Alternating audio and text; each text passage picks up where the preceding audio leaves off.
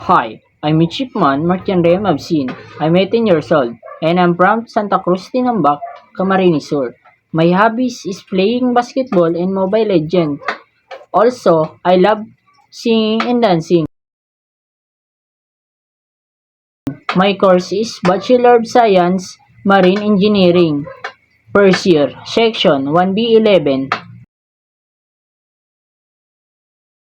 I choose a maritime course because I see this course will help me to achieve my goal and to help my family and myself, and to inspire the new generation to pursue their goal in life. I'm a maritime student, of course. I'm looking for a nursing student. I show my respect to others, discipline, attitude, show gratitude. 5 years from now, I want to see myself a professional. Be a good role model to the new generation. Me and my presentation. Unin na po ang presentation ko, sir. Pagpansensyahan mo na po, tayo na po ni ang nakaya po.